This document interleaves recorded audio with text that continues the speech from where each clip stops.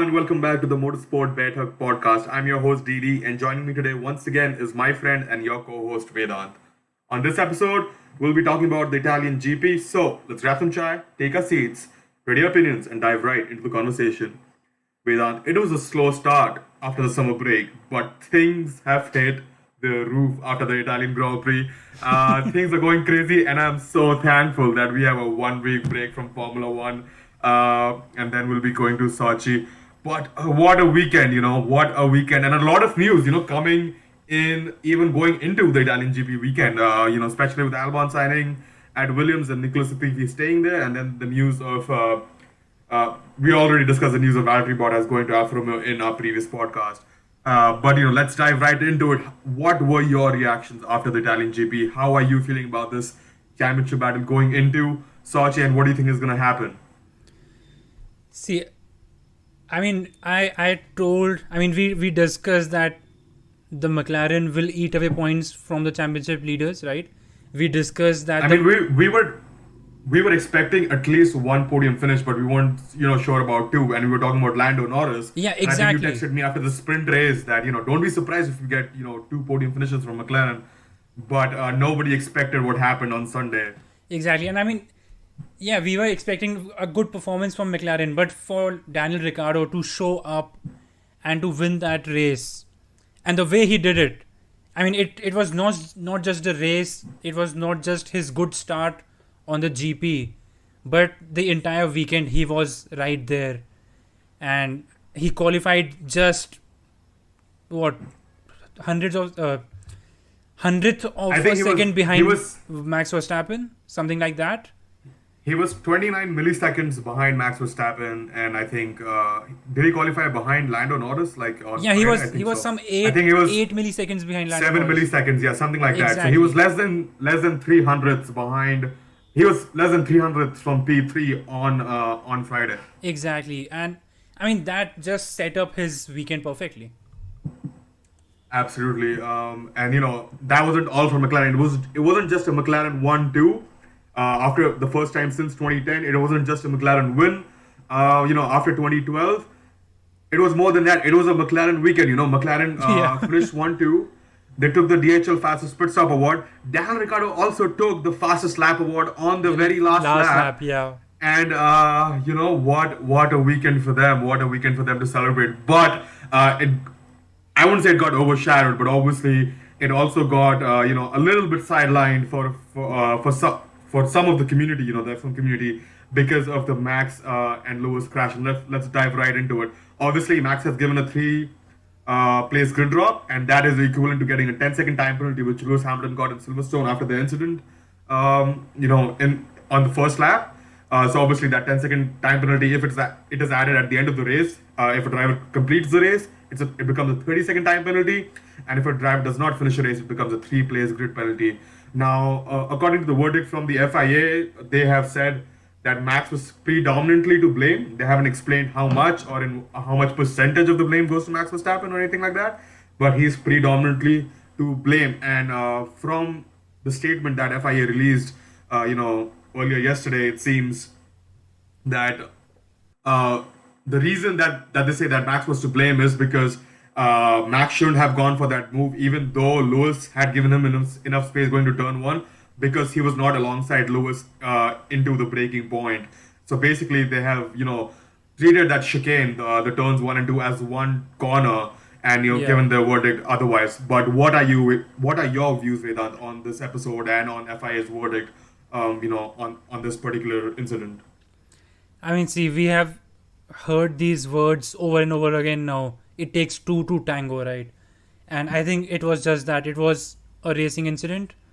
Lewis Hamilton obviously could have given Max Verstappen more space on the left, but then it would have meant that Max Verstappen would have taken the inside line on turn 2 and taken the place from Lewis, right?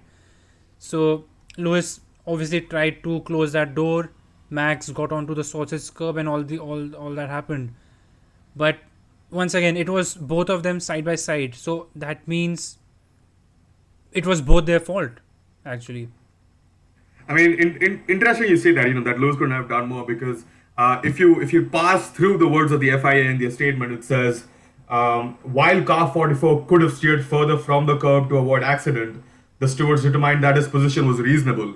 And while the FIA says that, the FIA also says in the very same paragraph that the driver of car 44 was driving an avoiding line. Now, if it was an avoiding line, Max Verstappen shouldn't have bumped into the sausage curves itself. So the statement Exactly. itself to me is very confusing, and the very fact that the FIA is treating the whole chicane as one corner does not sit well with me. I understand their perspective, and I understand what they're going for, and it does make sense.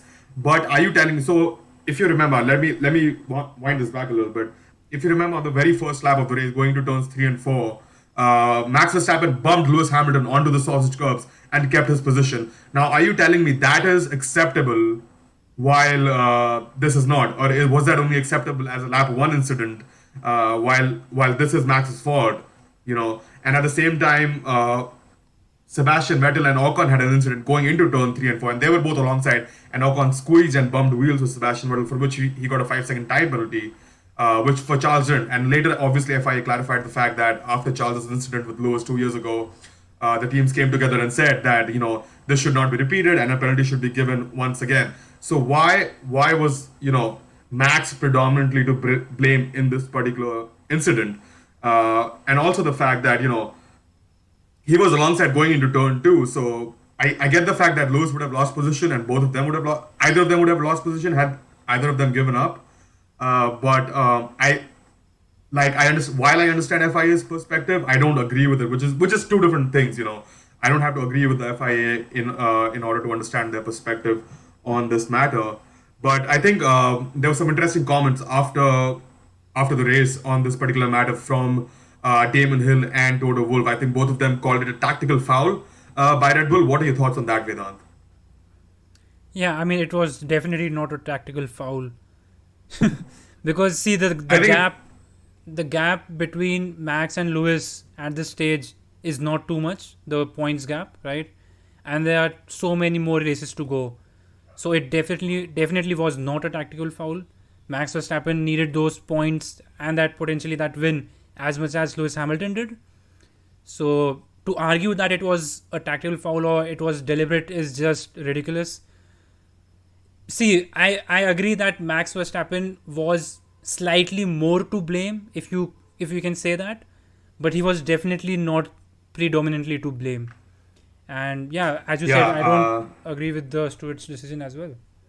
See, I don't know if Max was to blame. I think it's a racing incident. And first of all, regarding the tactical foul incident, my point of view is that you can't orchestrate a tactical foul where one driver goes over the driver over the head of another driver Yeah. while going over sausage curbs. A tactical foul would be driving into another driver in a more convenient place where you can guarantee that both cars will crash out. What Max did not guarantee that both cars would crash out, and the way it happened was Yeah, really that's true. astonishing almost. That's true. But we've seen the sausage curves cause a few problems, and that's the whole story by its own on its own. But I really don't think it was a tactical foul. And now I'm forgetting the point that I was going to make after that.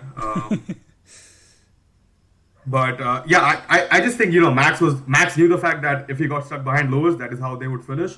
Obviously, Max had a 5-point lead going into the Sunday's race, but had he given up the lead and taken evasive action, he would have stuck behind Lewis and finished there. And ideally, even if Lewis were to finish P3, Max would have been stuck in P4 and he would have lost, I guess, 3 points to Lewis, and that championship lead would have come down to 2.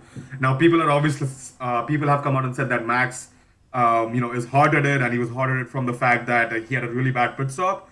Now, I guess he might have been a little more desperate, but that doesn't change the fact that there was a gap going to turn one, and Max simply went for the gap. Which is why another question that I wanted to bring up was the fact that is FIA telling me that if I'm not alongside a car going into the entry of a chicane, and if I brake late and I get alongside into the turn, midway through the turn, am I not allowed any space? And am I supposed to take evasive action? Is FIA telling the racers that basically you're not allowed to go for a gap that exists into a corner if you're not already in the gap going into the corner? Yeah. So definitely interesting there. Again, and I think I brought this up before our podcast, Vedant, and I think just to spice up this, conversation a little bit, I think Tommy from WTF1 in their podcast pointed out the fact that don't be surprised if FIA makes a decision just to spice up the championship, even if they say they don't. And then he talked about a couple examples where they have done it in the past regarding some penalty with Sebastian Bourdais in 2007, back when 2008 I think, when Felipe Massa and Lewis Hamilton were fighting for the championship. Yeah, it's. I mean, we have that meme, mafia. So anything is possible, I guess. But yeah, it was a pretty difficult incident to see. And I mean, I was screaming from happiness, I suppose, because the McLarens would end up winning. But yeah, it was the position that the cars ended up in was pretty difficult to see, and the penalty given after is as difficult to see as well. I don't really agree with the penalty either, but I think there was a lot of outrage against Max not checking up on Lewis, and then there were two sides of community was again divided. That some people said that Max walked by, he saw Lewis moving, trying to move his car, and then he left, so he technically checked in on Lewis. And I think Lewis also came out and made a comment that it was really unsportsmanlike or something like that of Max to not check on him after crashing into him. Into turn one. Obviously, we're glad that Lewis walked away. Healthy. He obviously the tire did land on his head a little bit, and Lewis did say he had a sore neck during the post-race interview. But what are your comments on that? On the whole debate that is going on, and fans are upset about it.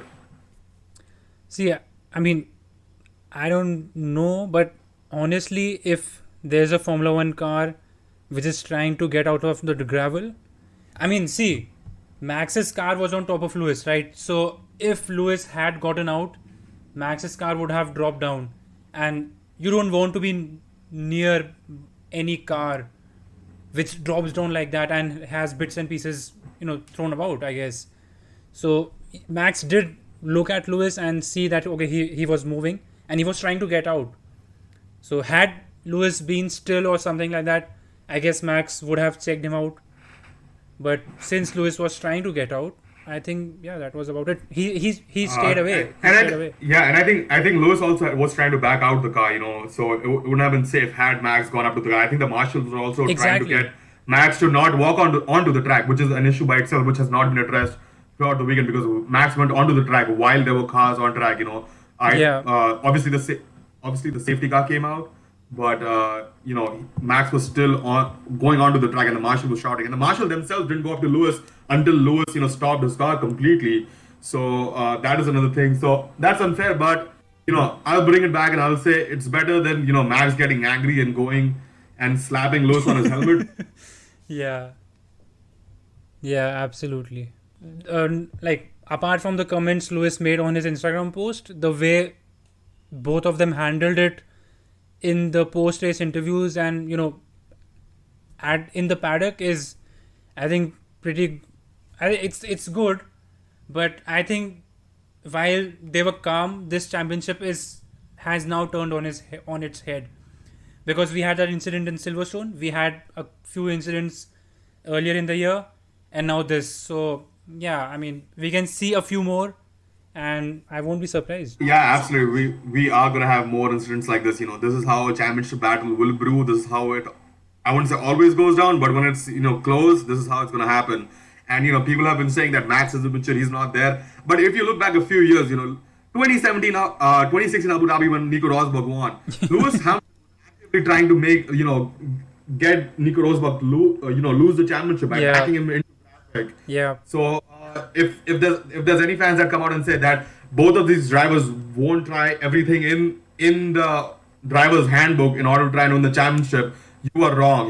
When it comes down to the wire, they are drivers and they're competitive. They want to win the championship, and they'll pull out all the stops, clean or dirty, in order to win it. Because when it goes on to the history books, when we look back 5 years from now, when the next generation looks back, they won't remember who did what, and it'll just be the name of the championship winner in the history books. Absolutely. So it really happens, and if, until now they haven't been as I would say dirty. Obviously, we've seen a few tips, a few tricks there from Lewis Hamilton, but nothing outrage any fans or any drivers in the paddock per se.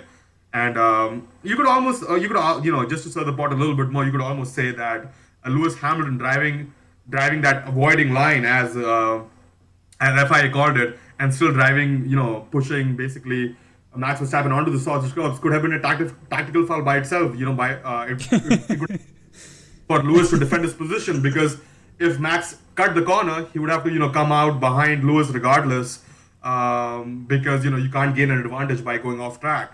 So that could have been a tactical foul in itself. So food for thought for all the fans out there. Come after me though. Yeah. But let's talk about the second Mercedes driver. Enough about this incident. Let's talk about the second Mercedes driver. What a weekend for Bottas.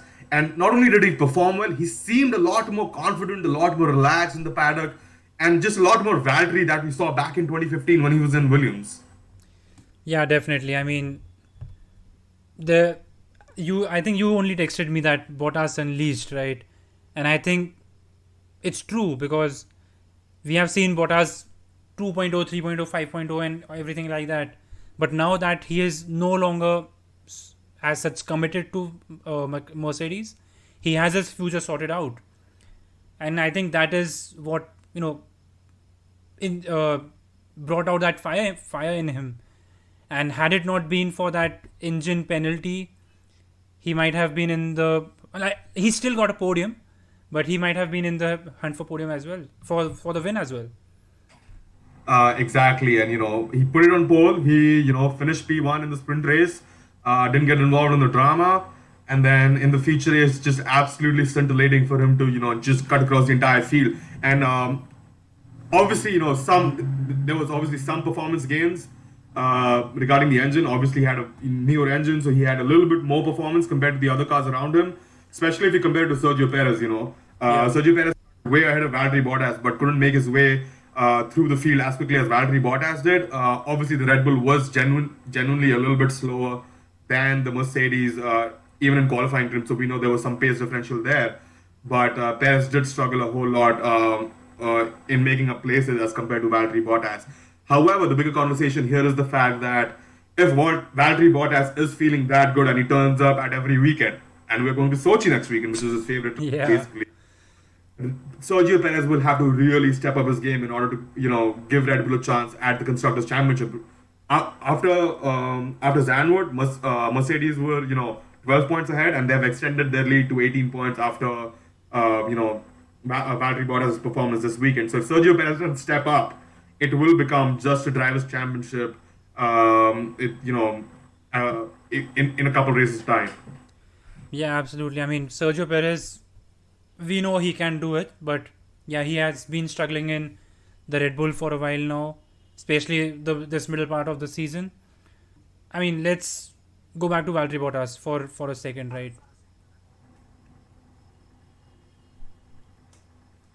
I mean, Valtteri Bottas, he positioned, like, especially in qualifying, his performance was just awesome, because not only did he position his car just in the right place to get a tow for himself, but he also towed Lewis Hamilton. And while doing both of those things, he put in the fastest lap. Whereas Lewis Hamilton could not, he couldn't improve on his lap on the second run during Q3, which is, again, we've never seen something like that from Valtteri. He did have a new engine, but regardless of everything else, we've seen Valtteri struggle in all sorts of different situations, unless he's, starting P2 in P2 and then just going from there, following Lewis Hamilton the entirety of the race. And to see Valtteri do everything that we have not seen from him in the last year or so was just refreshing, just in general, to see another competitor on the grid. Yeah, I mean, that was exactly what I was going to say. I mean, see, we saw that Monza was a very difficult track to overtake, and still to come from P20 to P3, even with a new engine, while we know that Bottas struggles in traffic, it was a tremendous performance from him. And absolutely. Now talking about Red Bull, yes, Max Verstappen has a 3-place grid penalty, but I don't think it could have come at a better time. Before the weekend, I think Christian Horner said that they weren't taking the penalty at Monza because they were trying to, limit the amount of damage, because, they thought that overtaking would be hard at Monza, which was true, which is why they weren't taking an engine penalty. But Christian Horner did indicate the fact that they might take the engine penalty in Sochi, because they thought that they can make a places in Sochi and finish P3 or P2 at the end of the weekend. Now I think this is all the more reason for Christian Horner and Max Verstappen and Red Bull to take that engine penalty going to Sochi, start V20 and make their way through the grid, which means Sochi won't be all that boring. We'll get to see some action at least from Max Verstappen coming through the grid.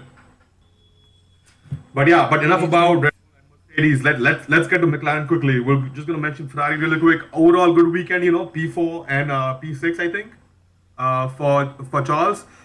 Couldn't have been a better result in my opinion. Maybe Carlos could have gotten closer to Charles and taken advantage of the 5 second time limit that Sergio Perez had. But Yeah. I'd say a great weekend for the people in red. Just one thing that came up regarding Ferrari. I think Charles Leclerc abstained from stating why he was feeling unwell on Saturday. So I hope he is doing, and I hope it's not anything serious because he made the comment when he was asked why like what was wrong with him, why he was feeling unwell. He said that we wouldn't want to know what it Yeah. was. Yeah. So that was a bit concerning right there. But yeah, hopefully he can carry the form into Sochi. Now let's talk about McLaren. Oh my God, finally we are here. Let's spend some time talking about this. And just about Danny Rick. We've been waiting for this, and we finally got what we were waiting for.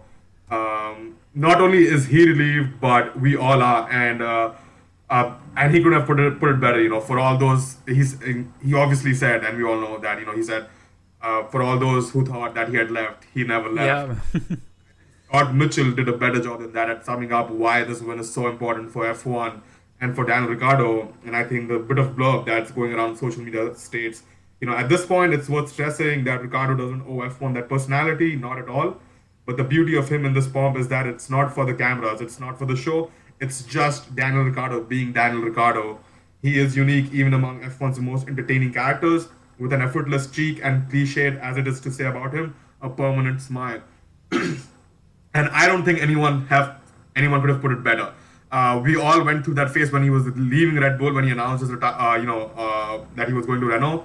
We all went through that weird phase where we wanted Daniel Ricciardo to win even while he was leaving Red Bull, but he had a lot of mechanical issues and things like that, and we went through that weird, painful phase when he moved at his first year at Renault, and then we celebrated him at Renault for a year, and then we were going through this phase, at McLaren.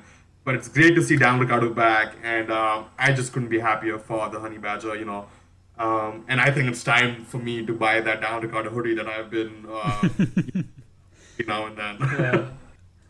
Yeah, I mean, you should definitely do so. It's quite the catchy one. But yeah, I mean, absolutely scintillating weekend for Ricardo.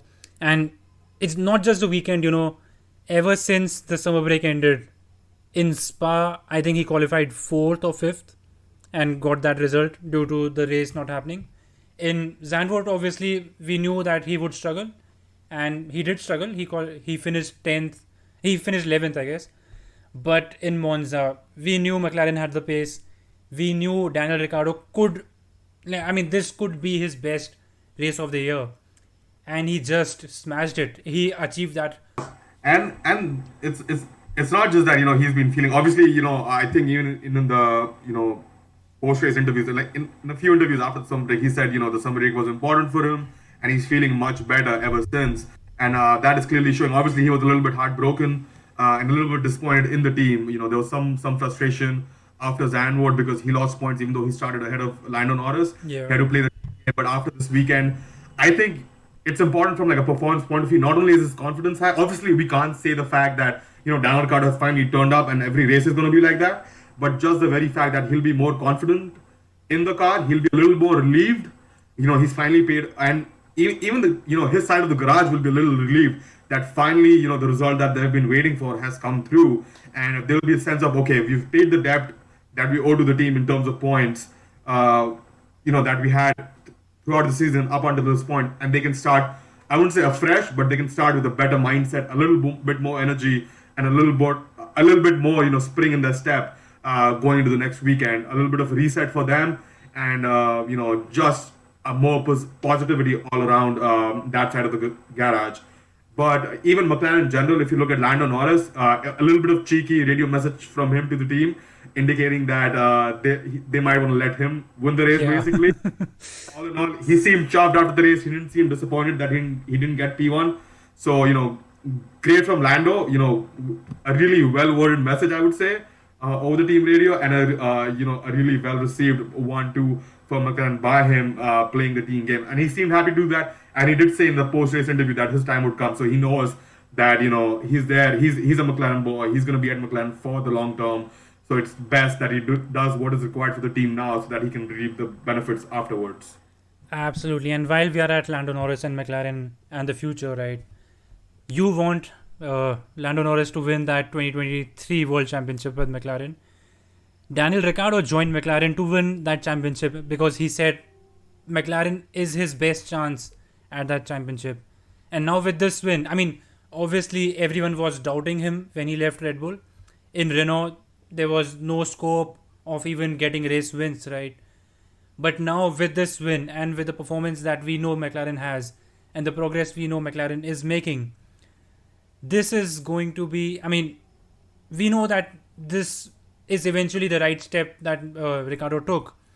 But going into next year and 2023 after that, I think this is going to be a very strong team with Ricciardo at his peak, with Norris, maturing by race and race. And there might be a title battle between these two, and that would be something awesome. I would be surprised. I would love to see Danny Rick up there, and it's just because I've been like a genuine Danny Rick fan. He hasn't been like my number one, but I've genuinely just appreciated Danny Rick's presence on the grid. Yeah. And we always end up talking about how how we just don't like. He's always positive, but you can always tell when he's a bit dejected. He's always by himself, and you can read the emotions on his face. And he's always authentic with everyone around him. He's never trying to make things up or avoid people or anything like that. So that's what makes him so special. That is why we want him on the grid, and that is why we love him so much.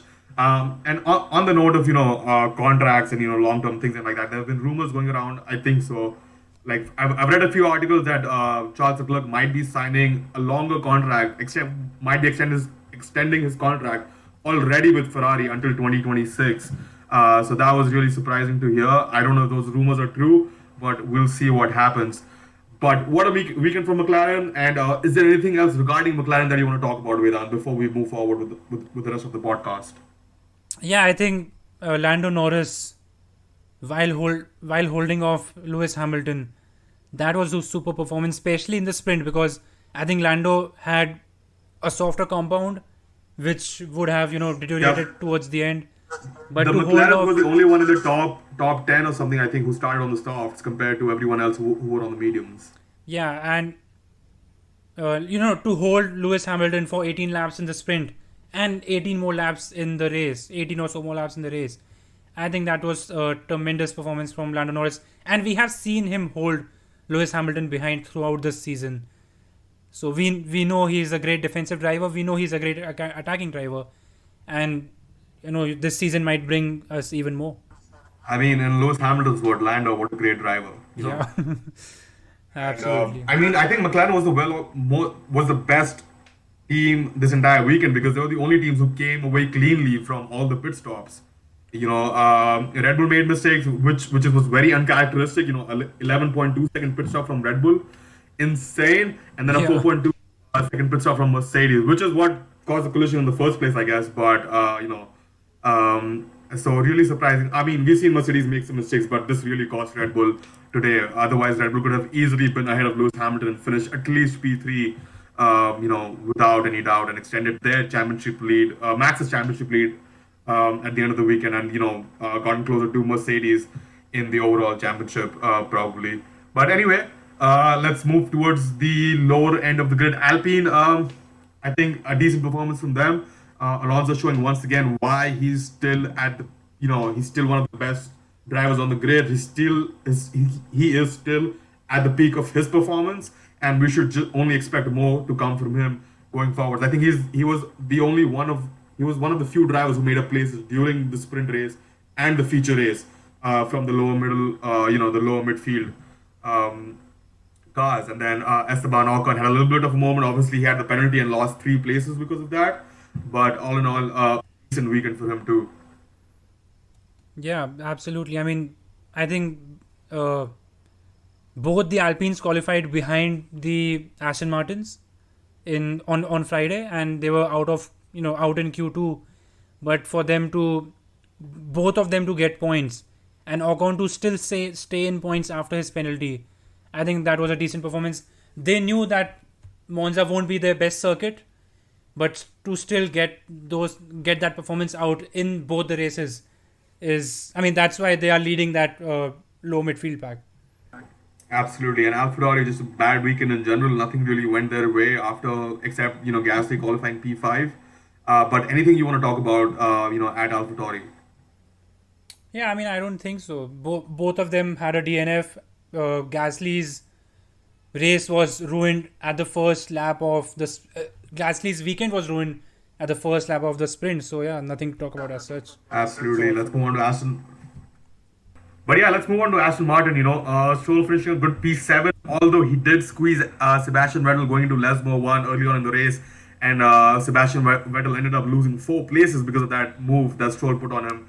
And then obviously Sebastian Vettel also got squeezed by Esteban Ocon, and then had an incident with Mick Schumacher too. With Mick Schumacher, I think hitting Sebastian Vettel's car on the rear.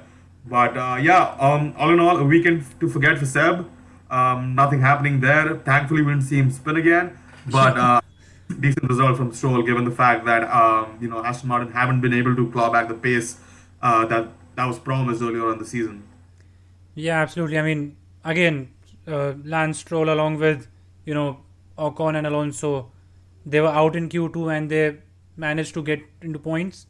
Now, of course, there were 2 DNFs further ahead, but still they managed to stay in points, bring home points. So yeah, definitely a decent weekend for Lance Stroll.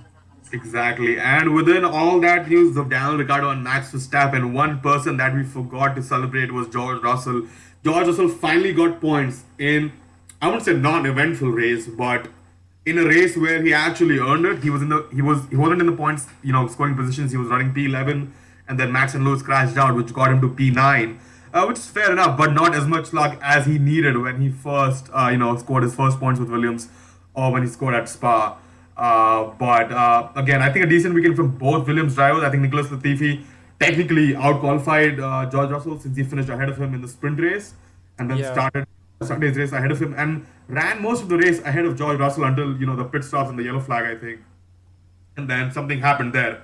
I don't know exactly what happened, but George Russell ended up in front of Nicholas Latifi, and from there on, Latifi I think finished P11 or P12, just outside the points. But all in all, I think Latifi is finally stepping up. He's been doing a better qualifying compared to George Russell. He's not as off pace as he used to be Yeah, across exactly. it seems he's a bit more closer. So that's good news for Williams, and hopefully he'll catch up with George, and George will give him a few pointers before George leaves for Mercedes at the end of the season. Yeah, definitely. I mean, Nicholas Latifi has been improving during this middle part of the season, and I think that is why Williams decided to keep him so early in the season, right? Had he not been improving, they would have taken that decision towards the end of the season. So, yeah, definitely. I mean, good performances bring good results, and that brought him that contract. So, yeah. Absolutely, and I think Josh Capito also wanted. I think he came out and said that he wanted continuity and experience too in the team. He didn't want a lot of experience, but he wanted young talent and some continuity in his team, which is why they decided to keep Nicholas Latifi in the team. Obviously, we'll talk about Alex Albon in a little bit, but let's talk about Alfa Romeo right now. Antonio Giovinazzi once again a scintillating qualifying, and on the first lap of the sprint, it almost seemed that Antonio Giovinazzi was going to swallow up Carlos Sainz and finish P6, but that didn't happen. And then again, a first lap incident, I think, in the race with Carlos Sainz, and it didn't end well for him once again. Do you think it's a little bit? I think it's a little too late for him. Do you think it's a little bit too late for him to put in these performances, especially since he's not been able to convert those qualifying performances into points during the race? Yeah, I mean, see, he has been qualifying better than Kimi Raikkonen throughout the season, and we know that. and we know that the Alfa Romeo has potential to step into Q3 a few times this year and bag a few points haywire. But he has shown consistency, but yeah, as you said, not consistent enough and not progressing enough to guarantee that seat. He might keep that seat at the end of the season, but right now there's no guarantee as such. Absolutely. I think Fred Vasseur gave him 3 races to prove himself. So Spa got washed out. Then we had Zandvoort, where he had a similar result as Monza. So we'll see what he does in see. But I won't be surprised if Alfa Romeo do sign a driver in the meantime. Talking about the other driver, Robert Kubica. He had a decent race, a decent weekend all in all, just stepping in for Kimi Raikkonen once again. But I think the headline is that he sits above Nikita Mazepin in just 2 races. Yeah, I mean, see, the Haas is nowhere. We know that. So, I mean, it was by default that Robert Kubica might finish ahead Nikita Mazepin and get that advantage in terms of finishing position. But yeah, that's Absolutely, a and start. nothing to add for the Haas boys either. Mick Schumacher once again not having a great weekend, bumping into Sebastian Vettel, and then his teammate crashing into him. So just clumsy overall from both Haas boys, and hopefully they'll do better next season. Pretty disheartening to see, even Mick being a little clumsy on track. We do definitely expect better from him. But enough about that. Let's dive into some silly season talk. Albon to Williams. What are your thoughts, Vedant? Yeah, I think we talked about this last podcast, and I think this is a totally deserving, move. Alex Albon has proven himself. His year at Red Bull was not as great, but his half year at Red Bull and half year at AlphaTauri, Toro Rosso back then, pretty special for a rookie. And yeah, he has the experience. He has been working with Red Bull in that development role for a year now, and obviously Dr. Marco and Christian Horner would have given him great recommendations, and they would have been involved in this process. But after George Russell's departure to Mercedes, Williams wanted, the place that George Russell vacated, the responsibilities that he vacated. I think Alex Albon is the perfect man for that. Absolutely, and I think Josh Capito said that it was Albon's experience at a top F1 team that really drove Williams to sign him instead of someone else. And Albon has definitely gotten a lot of praise even in that development driver role. And even Sergio Perez has come out and said that Albon has been instrumental in Sergio's success with the team. So that obviously goes to show that Alex Albon is a desirable quantity in F1. And talking about Alex Albon, I think it was super weird to see Josh Capito not answer the questions when he was asked, is Alex Albon still a Red Bull driver? Does he still have have options in him? And Josh Capito just kept repeating that Alex Albon is a Williams racing driver. Yeah. Weird there, but from the news coming out of the paddock and from what Christian Horner has said, it seems that Red Bull still have options on him, just like Red Bull had options on Carlos Sainz when Carlos Sainz was leased to Renault for a year. So I think it's a similar thing going on. And I think Toto Wolff came out and said before the weekend that Mercedes have put in, Mercedes and Williams have worked together to put in really intricate or really detailed clauses that stop Alex Albon from divulging or hurting Mercedes and in any way, because he'll have a Mercedes engine in the back of his car next year. So yeah, that's news from Alex Albon signing to Williams. Let's talk about the second Alpha seat though, which is the hottest property in F1 right now. Obviously, there have been rumors that Guan Yu Zhou will be signed by Alfa Romeo for that seat. Anthony Giovinazzi hasn't really said anything about it either.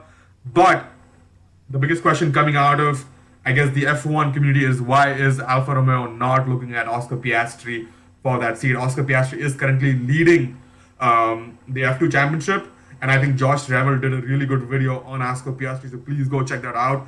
He covers Oscar Piastri's junior career and talks about his success in single-seater racing. So in case you're not aware or you don't know much about Oscar Piastri, go check that video out to learn more about him. But what are your thoughts on it, Vedant? I mean, see, Oscar Piastri has stated after this weekend that he's running out of things to do to, please the F1 uh, team managements and all those people. So definitely, it's a hard. It would be hard for him. He has been winning in his rookies. He has been winning championships in his rookie season for the past 2 years, and he might win this season as well. And if you win a Formula 2 championship, you can't race in Formula 2 anymore.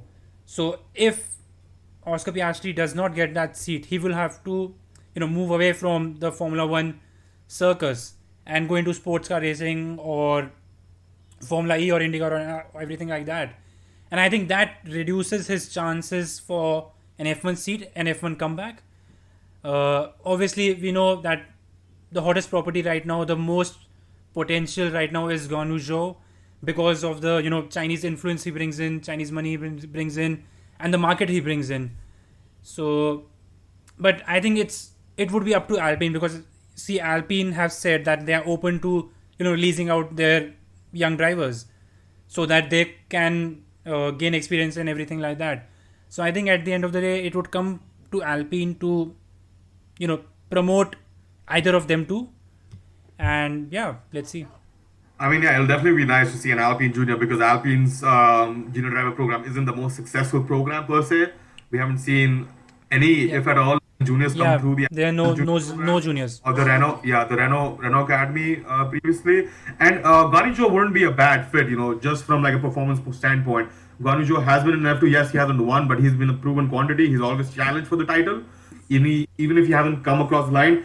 But we would be going wrong to say that Oscar Piastri wouldn't be uh, uh, a better a, a better candidate from a performance point of view, especially Yeah. since he's absolutely obliterated all his competitors in all the series as a rookie. He's moved through the ranks as fast as Charles Leclerc did, as fast as George Russell did. So he might as well be a generational talent like them coming through the ranks. But I guess the question that raises is the fact that is Formula One losing a lot of top talent to IndyCar and to other series? And my answer to that is yes, but that is not something that we should be disheartened about. That's something that we should be proud about. That the fact that the junior Formula pyramid is working and it is bringing through the top talent. As far as Formula One losing out, you know, Formula One has only 20 seats. Yeah, Uh, absolutely. if you're losing our talent, there's nothing we can do about it. And also considering the fact that the talent that we have on grid right now, obviously that we have a Nikita Mazepin, we have a Lance Stroll, and we have a few characters like that. But talk about Charles Leclerc, George Russell, Max Verstappen, Lando Norris, all of these people are going to be in the sport for a long, long time. So if over the next 15, 20 years we see young talent lose out their seats because we have such young talent who are performing at their very best throughout their career, there's nothing we can really do about it. So whoever comes through, and you were right to point out the fact that Guan Yu Zhou brings in a lot more, not just from a financial perspective for Sauber, Alfa Romeo, and Alpine, but it brings a lot from financial perspective of F1 in general, bringing that Chinese market to F1. So yeah, obviously his involvement is just as important as anyone else's, or as important as an American driver's involvement will be in the Yeah, future of F1. absolutely. So, I wouldn't be surprised if all of those factors do play a role in F1 pushing, even F1, pushing Sauber to sign him for the 2022 season. But yeah, that's really all from about this weekend. Obviously, there were news regarding the engine drags. Mercedes came out and said that they will be in support of dropping the MGUH if some of the other requirements are met. Toto Wolff didn't talk about what those other requirements were, but he did indicate that Mercedes will be okay to drop the MGUH for the new engine regs. So hopefully we'll see VW Porsche, in the form of Porsche or Audi on the grid in 2026, and that is something we all can look forward to. But what are your thoughts on that, Viran? Yeah, I think see we know that for new manufacturers to come in, the cost would have to go down, and removing the MGH is one of the main reasons, one of the major factors for the cost. And yeah, I think if they can do it, I think the current manufacturers should be happy because it saves them a lot of cost. and a lot of grid penalties as well. Yeah, So but they don't want to do it as much. They don't want to drop the MGUH because they have already spent 7-8 years developing the MGUH, and they've spent a lot of resources in perfecting the MGUH. So all of that goes down the drain if you remove that from the power unit regulations. But yeah, it looks like if Mercedes is on board, it'll just be Ferrari and Alpine, and Alpine will want a simpler engine because they haven't had much success yeah, with the unit as is. So it'll just be Ferrari who'll have to take that call, and we'll see what they have to say. yeah, it's going to be interesting. Just the potential of a new engine manufacturer coming into Formula One is exciting. Everyone was excited for Honda. I mean, there was disappointment afterwards in the initial few years, but now look at them. They are absolutely dominating the sport. So just the potential of a new engine manufacturer coming in is huge for Formula One. Yep, absolutely. And Aston Martin broke ground on their new campus, the mega factory right next to Silverstone. So we'll see how that comes along. And Vedant, do you want to talk about the F2 Championship this weekend? Yeah, absolutely. I mean, as we were discussing about Oscar Piastri, he took pole in qualifying and he won the feature race. So that's total domination. Then Jehan Daruwala had a good weekend. He won race 2 and he qualified P2 but lost out at the start of the feature race and finished down in P5 of the feature race. And Theo Pourchaire, who was a sensation in Formula 3 but has been struggling of sorts in Formula 2, but is a star of the future, finished one race 1. So all in all, a very exciting weekend at Monza for Formula 2, and we'll be back in Sochi with Formula 3 as well. Yeah, absolutely. Now, before we close this podcast, Vedant, I know we don't have a lot of time considering that I have to get back to work really, really quickly. But one last thought. And I think Mattia Binotto, coming from Mattia Binotto, Mattia Binotto talked about it, that why isn't FIA looking into the matter of the Mercedes engine and whether or not they're following the technical regulations with as much how do I put it, you know with a sense of urgency like they did 3 years a couple years ago with Ferrari, and Ferrari, yeah. to stick for it. And it seems that whenever Mercedes has gone to the FIA regarding an issue, they have been more likely to look at it just to stir the pot a little, because Mercedes went to the FIA regarding Ferrari, along with Red Bull and Renault and everyone else. But Mercedes also went to the FIA regarding Red Bull's wings this year, and we saw technical changes come for that. I'm not sure if Red Bull appealed the front wings on the Mercedes to the FIA like formally. So Yeah. I can't say the fact that that the FIA didn't take any action on that. But it's just, and Ferrari haven't gone to the FIA themselves, but Red Bull have. And Ferrari, Matteo Binotto said that he has talked to Christian Horner about it. But it just, I wouldn't say it's concerning, but it's just something to think about and question as to why even the fans and why even just FIA hasn't taken up that matter urgently, considering the fact that it can have a huge impact on the championship right now. I mean, I think they don't want to have an impact on the championship because that would be a lot of political, haywire and stuff like that. But I think it comes down to the meme that we have, mafia, right? I mean, we don't know what the FIA does. As a And Ferrari fan, we it does hurt a little bit because I would like to see if what is going on with Mercedes, what is going on with the power unit. Because when that happened with Ferrari, I definitely obviously Ferrari got a lot of sticks, so I felt bad for that, but I also felt bad Yeah. for the Ferrari tried to go around the rules in that way, and they got caught. Uh, so I get the fact that teams are pushing the rules, but I guess something that is cheating is cheating. I wouldn't say that Mercedes are cheating, but there is a speculation, and it would be nice if FIA would go and investigate that in the right manner. But yeah, that's all from my side. Without any final thoughts from you.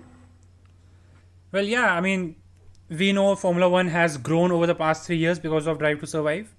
And, the drama, the following has just grown. Now, recently, Daniel Medvedev won the US Open on Sunday, right? And he revealed that on Sunday, like, to just get his mind off the US Open final, he was watching the Italian GP, and the crash of Lewis and Max and the win for Daniel Ricciardo helped him get those nerves away and really enjoy his match and win the US Open. So yeah, Formula One is helping lives in the other sports as well. And I think the U.S. Open women's winner also Emma. I just can't pronounce her last name, but Raducanu, she- yeah, Emma Raducanu, yeah. yeah, and she's also a big Formula One fan. We've seen her on multiple times before. So and there was a picture of her watching the Sunday race too. So great to see so many people involved, and we had a lot of celebrities and sports people in the paddock this weekend. We had Vin Diesel. We had I forget his name, the 100-meter sprint champion from Tokyo Olympics this year. And we have other, sports personalities and other, Hollywood personalities on the grid. So just great to see, so many people involved with F1, and the following is growing more. So I think a lot of people came out after this weekend and said, if DTS does not give me an episode for each race, so hopefully DTS is on the job for that. But yeah, thank you, Vedant, for joining me. That's all for this weekend, and we'll catch you maybe next weekend with some IndyCar news, or maybe in a couple of weeks' time for Sochi. So yeah, thank you for listening to us, and I'll see you soon.